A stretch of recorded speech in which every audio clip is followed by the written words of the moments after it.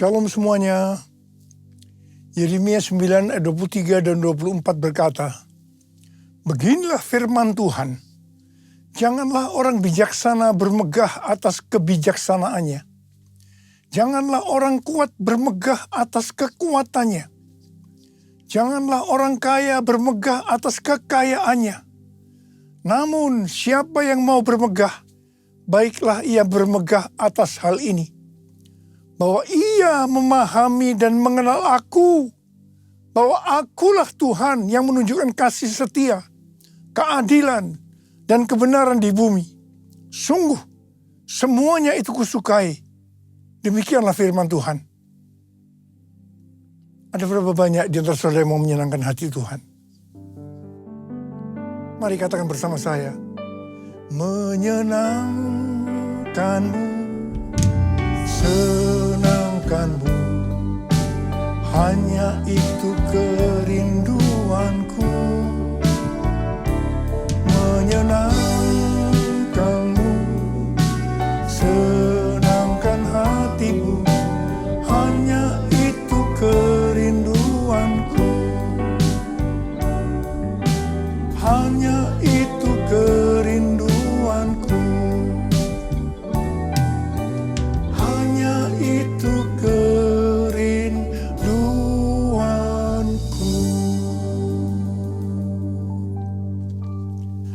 Kalau kita mau menyenangkan hati Tuhan, mau menyukakan hati Tuhan, firman Tuhan berkata, jangan kita bangga karena kita bijaksana.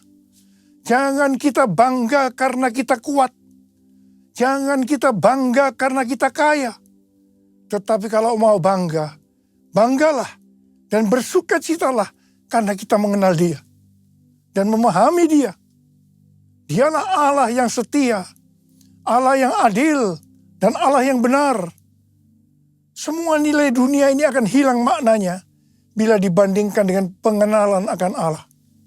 Kita harus terus mengenal Dia lebih dalam lagi. Artinya hubungan kita dengan Tuhan adalah hal yang intim. Ini pesan Tuhan yang kuat dalam menyelesaikan amanat agung tahun 2033. Selain itu, sesuai dengan kesimpulan Kongres Lausanne di Seoul tahun 2024 yang lalu, kita diingatkan, let the church declare and display Christ together. Gereja harus declare dan display Christ bersama-sama. Declare Christ atau mendeklarasikan, memberitakan Tuhan Yesus. Siapa pribadi Yesus Kristus? Kasih-Nya, anugerahnya, dan perbuatan-perbuatannya kepada seluruh umat manusia. Jesus for everyone. Display Christ atau menampilkan Kristus dalam kehidupan kita. Hidup seperti Kristus, mewujudkan sifatnya, karakternya, ajarannya. Kita harus menjadi garam dan terang. Hidup yang berprestasi, hidup yang berbuah, hidup yang menjadi berkat. Dengan cara ini, maka kita akan disebut murid Kristus. Dan mereka yang melihat kita akan memuliakan Bapa di sorga. Roma 14 ayat 17 dan 18 berkata, sebab kerajaan Allah bukanlah soal makanan dan minuman, tetapi soal kebenaran, damai sejahtera, dan sukacita dalam Roh Kudus.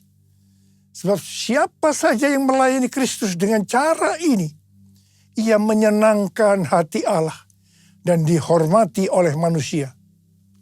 Kita diingatkan, dalam melayani Tuhan harus berfokus kepada kebenaran, damai sejahtera, dan sukacita dalam Roh Kudus. Melayani Tuhan bukan memprioritaskan hal-hal yang duniawi. Kalau kita melakukan ini, maka akan menyenangkan hati Tuhan dan dihormati manusia.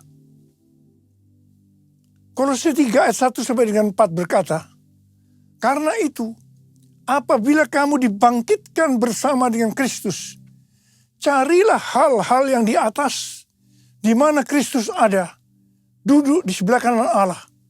Pikirkanlah hal-hal yang di atas, bukan yang di bumi. Sebab kamu telah mati dan hidupmu tersembunyi bersama dengan Kristus di dalam Allah. Apabila Kristus yang adalah hidup kamu tampak kelak, kamu pun akan tampak bersama dengan Dia dalam kemuliaan.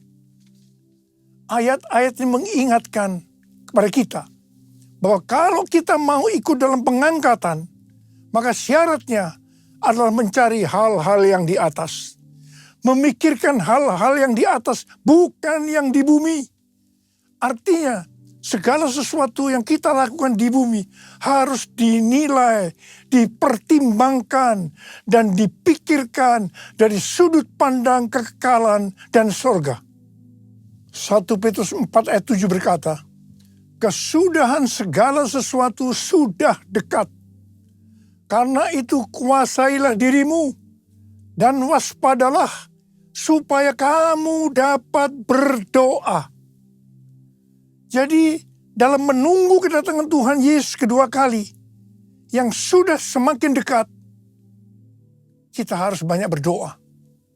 Memuji dan menyembah Tuhan bersama-sama dalam unity siang dan malam. It's all about you. It's all about you. It's all about you, Jesus. It's all about you. It's all about you.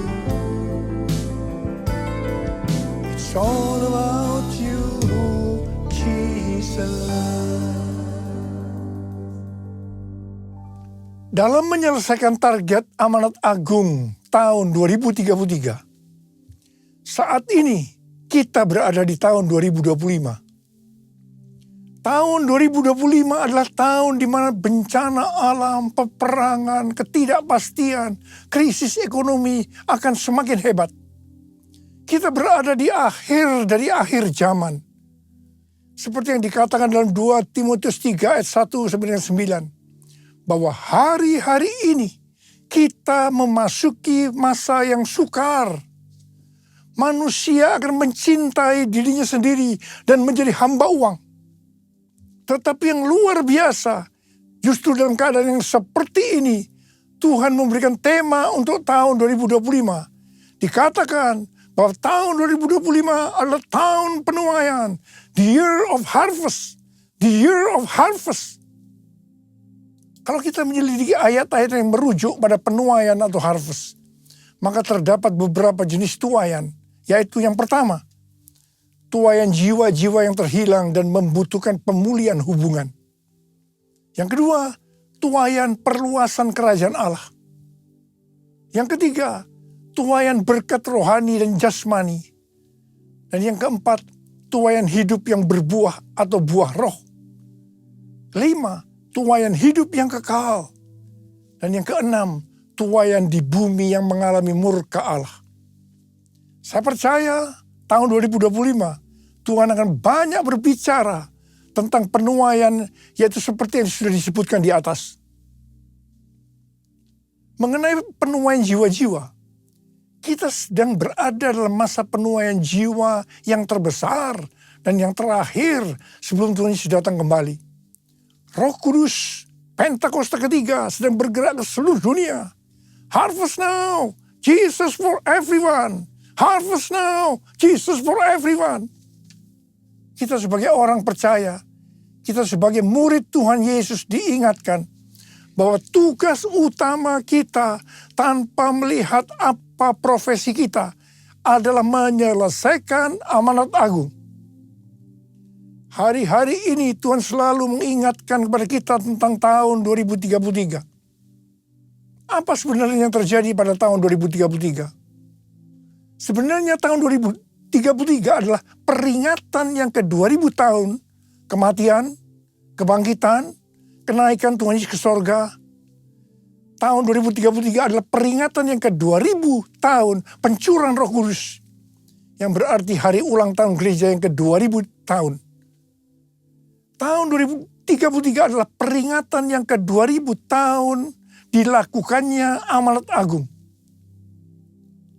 Tetapi pada hari-hari ini, Justru Tuhan mengingatkan kepada gerejanya bahwa Pentakosta tahun 2033, setiap orang, everyone, mendapat kesempatan berjumpa secara autentik dengan Tuhan Yesus melalui kuasa dan hadirat Roh Kudus.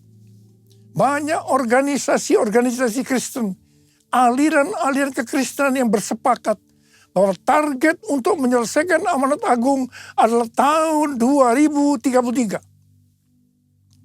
Matius 24 ayat 14 berkata, dan Injil kerajaan ini akan diberitakan di seluruh dunia menjadi kesaksian bagi semua bangsa. Sesudah itu barulah tiba kesudahannya. Ini adalah salah satu jawaban dari Tuhan Yesus kepada murid-muridnya ketika ditanya, apa tanda kedatanganmu dan tanda kesudahan dunia ini? Ayat ini bisa diartikan, kalau amanat agung sudah selesai, maka sesudah itu baru tiba kesudahannya. Baru setelah itu Tuhan Yesus datang kembali. Kata sesudah itu bisa 1 hari, 1 minggu, 1 bulan, 1 tahun, atau beberapa tahun, tidak ada seorang pun yang tahu. Yang jelas tidak akan lama. Karena Tuhan Yesus berkata, Aku datang segera. Jadi kalau target penyelesaian amanat agung tahun 2033, maka kita harus bersiap-siap karena waktunya sudah singkat. Saya tidak berkata bahwa Tuhan Yesus pasti datang tahun 2033. Ini tidak alkitabiah. Tetapi kalau berkata Tuhan Yesus bisa datang tahun 2033, ini alkitabiah. Karena Tuhan Yesus bisa datang sewaktu-waktu. Rick Warren yang juga percaya bahwa target penyelesaian amanat agung tahun 2033, pada tahun 2007 membentuk kelompok yang bernama Finishing the Task, menyelesaikan amanat agung. Ada 4 hal yang dia lakukan, yaitu yang disebut dengan 4B. B pertama, Bibles. Alkitab diterjemahkan ke semua bahasa. Yang kedua, believers. Memperlengkapi setiap orang percaya agar secara pribadi bisa bersaksi tentang Yesus. Yang ketiga, bodies of Christ. Mengajak gereja-gereja untuk menanam gereja di area yang belum ada gereja. Dan yang keempat, breakthrough prayer. Mengajak setiap orang percaya agar berdoa bagi mereka yang belum percaya. Ini aku, Tuhan, utuslah aku, sampai generasiku diselamatkan. Ini aku, Tuhan, utuslah aku, sampai generasiku diselamatkan. Sampai generasiku diselamatkan.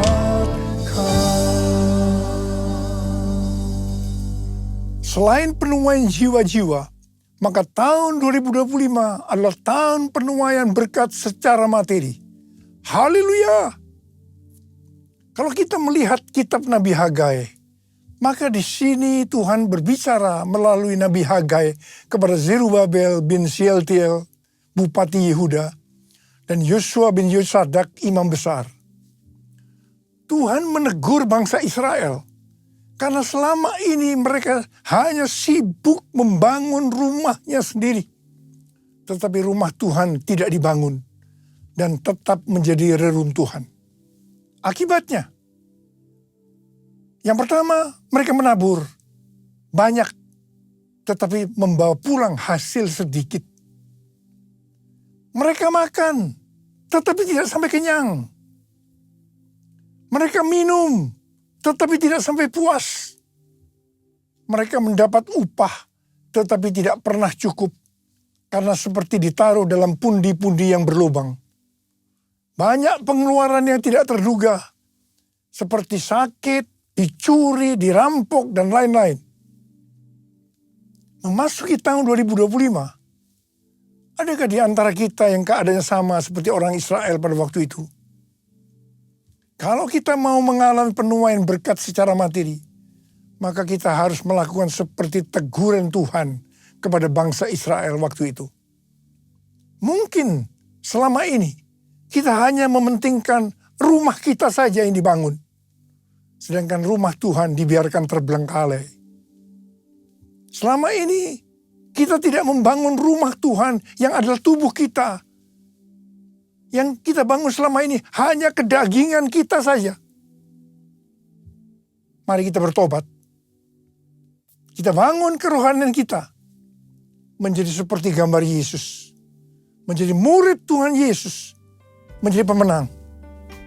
Saya percaya kita akan menuai berkat secara materi.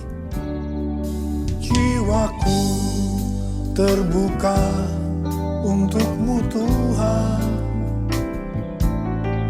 Sedikit nyatakan segala perkara. Singkapkan semua yang terselubung, supaya ku layak di hadapan-Mu Tuhan. Ada pendapat dari sebagian orang bahwa persepuluhan sudah tidak relevan lagi untuk zaman ini. Alasannya, yang pertama, persepuluhan itu merupakan bagian dari hukum Taurat. Yang kedua, pada zaman anugerah sekarang ini, memberi untuk Tuhan tidak dibatasi persepuluhan saja. Tetapi kita bisa memberi lebih banyak, termasuk memberi seluruh hidup kita. Apakah pernyataan ini benar? Ini jawabannya. Kalau kita melihat dalam Alkitab tentang persepuluhan, maka akan didapatkan hal-hal sebagai berikut. Yang pertama, persepuluhan sudah ada sebelum zaman Taurat. Ini dilakukan oleh Abraham dengan memberi persepuluhan kepada Melkisedek, Raja Salem, sebagai gambaran memberi kepada Tuhan. Yang kedua, persepuluhan dalam hukum Taurat diberikan oleh umat Tuhan dari seluruh hasil benih yang tumbuh di ladang. Yang ketiga, persepuluhan pada masa setelah pembuangan ke Babel. Ketika umat Tuhan tidak setia terhadap perjanjian dengan Allah, maka Allah menegur mereka. Kalau mereka ingin sungguh-sungguh kembali kepadanya, maka mereka harus menunjukkan komitmen, yaitu dengan mempersembahkan persepuluhan dari berkat yang Tuhan berikan kepada mereka. Yang keempat, persepuluhan pada zaman Yesus. Di sini Tuhan Yesus mengkritik persepuluhan orang-orang Farisi. Tuhan Yesus tidak menolak praktik persepuluhannya, tetapi Tuhan Yesus menegur mereka karena mengabaikan keadilan, belas kasihan, dan kesetiaan. Tuhan Yesus berkata, yang satu, yaitu persepuluhan, harus dilakukan. Dan yang lain, keadilan, belas kasihan, kesetiaan, jangan diabaikan. Yang kelima, persepuluhan pada zaman anugerah masa kini. Seperti yang tadi disebutkan, bahwa ada sebagian orang yang menganggap bahwa kita berada dalam zaman anugerah. Sehingga tidak perlu ada aturan-aturan dalam memberi persembahan seperti persepuluhan. Kita bebas memberi, termasuk mempersembahkan seluruh kehidupan ini. Ini sepertinya baik, tapi tidak benar. Persepuluhan adalah jumlah minimal yang Tuhan minta kepada kita untuk dipersembahkan dari berkat yang Tuhan berikan kepada kita. Kalau yang minimal ini saja dipermasalahkan, apalagi yang lebih besar dari itu, termasuk persembahan seluruh kehidupan ini. Persepuluhan kita berikan karena kita mengasihi Tuhan.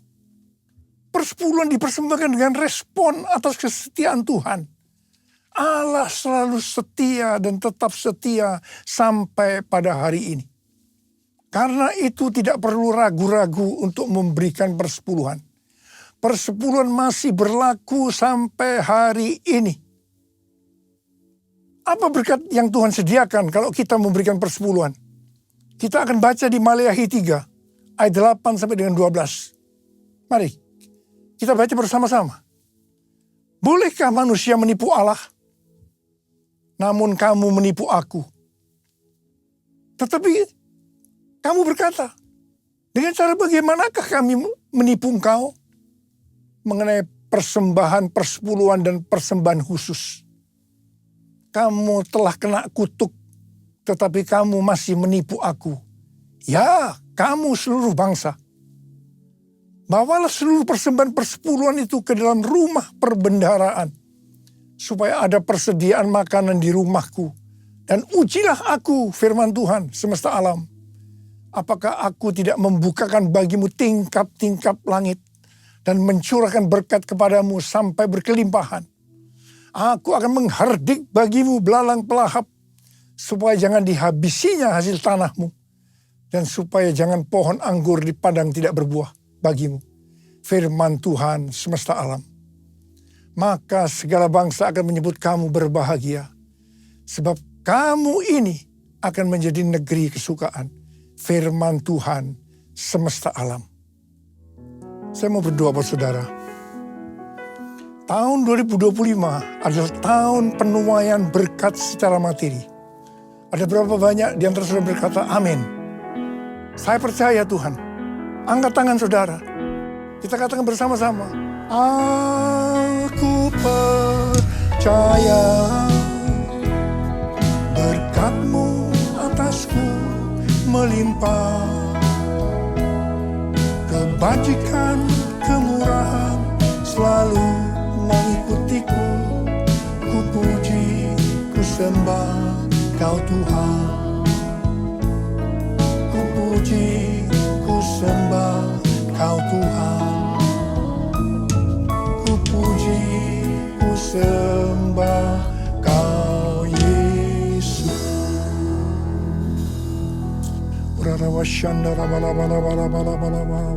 Mari angkat tangan kita berbahasa roh. Yang sudah berbahasa roh, kita berbahasa roh saat ini.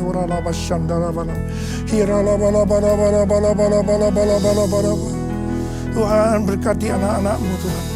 Kami saat ini sesuai dengan tema yang Kau berikan kepada kami tahun 2025. Bahwa tahun 2025 adalah tahun penuaian berkat secara materi. Sekarang terima. Terima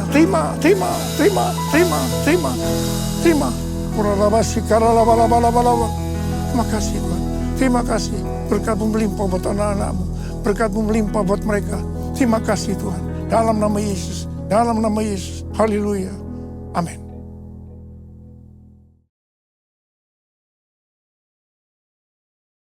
Kita akan masuk dalam perjamuan kudus. Kita akan mengingat ayat ini. Sebab setiap kali kamu makan roti ini dan minum cawan ini, kamu memberitakan kematian Tuhan sampai Ia datang. Perjamuan kudus adalah perjamuan Tuhan Yesus sendiri. Setiap kali kita masuk dalam perjamuan kudus, Tuhan Yesus selalu berkata, biarlah ini menjadi peringatan akan aku. Karena itu mari, arahkan hati kita kepada kebaikan Tuhan. Mari tundukkan kepala. Bapa, siapakah kami sebelum kami mengenal Engkau? Kami semua orang berdosa, upah dosa adalah maut, mati. Tapi Engkau yang tidak berdosa telah dijadikan dosa oleh karena kami. Engkau harus turun dari sorga mulia, mati ganti kami dengan penderitaan yang luar biasa. Sungguh kalau kami pikirkan betapa baiknya Engkau ya Aba. Engkau jadikan kami sebagai anak-anak-Mu. Engkau berkati, Engkau tuntun, Engkau bela, Engkau sembuhkan, Engkau hajar juga kalau kami salah Tuhan. Itu Engkau ya Aba, itu Engkau ya Aba. Terima kasih, terima kasih. Tuhan akan memberkati kita semua melalui perjamuan kudus. Tapi Tuhan mau kita makan dan minum dengan cara yang benar. Karena itu mari introspeksi. Lihat keadaan dirimu masing-masing. Jangan menyimpan dosa. Kalau ada dosa yang Tuhan ingatkan, langsung minta ampun. Ampuni kami. Ampuni saya Tuhan. Ampuni saya Tuhan. Ampuni saya. Ampuni. Kau melihat anak-anak-Mu Tuhan saat ini. Yang menyelesaikan segala sesuatu dengan Tuhan. Berkati. Layakkan kami untuk masuk dalam perjamuan kudus. Terima kasih. Kami akan masuk dalam perjamuan kudus dengan hati penuh ucapan syukur dalam nama Yesus. Amin.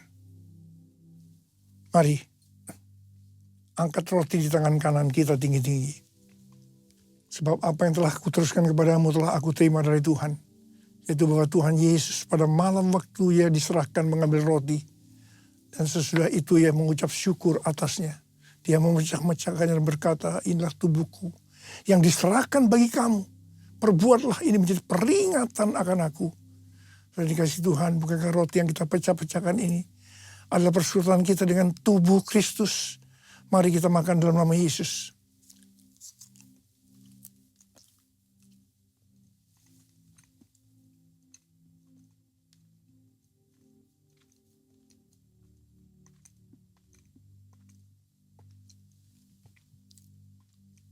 Angkat cawan di tangan kanan kita tinggi-tinggi. Demikian juga yang mengambil cawan sesudah makan lalu berkata, cawan ini adalah perjanjian baru yang dimeteraikan oleh darahku. Perbuatlah ini setiap kali kamu meminumnya menjadi peringatan akan aku. Sudah dikasih Tuhan, bukankah cawan pengucapan syukur. Yang atasnya kita ucapkan syukur adalah persekutuan kita dengan darah Yesus. Mari kita minum dalam nama Yesus.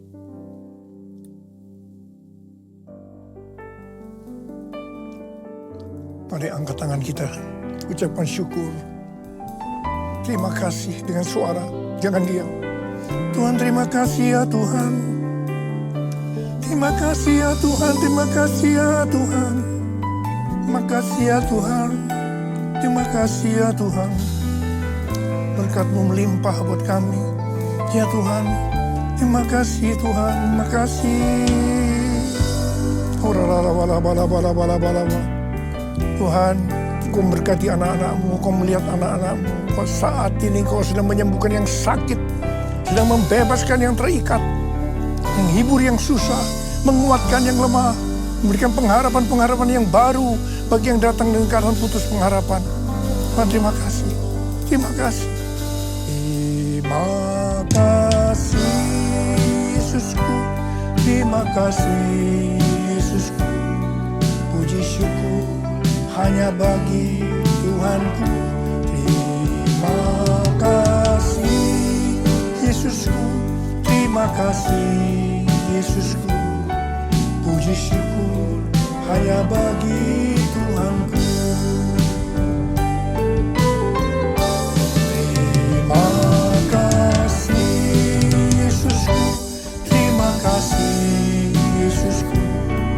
Puji syukur hanya bagi Tuhanku. Terima kasih Yesusku. Terima kasih Yesusku. Puji syukur hanya bagi Tuhanku. Puji syukur hanya bagi Tuhanku. Puji syukur hanya bagi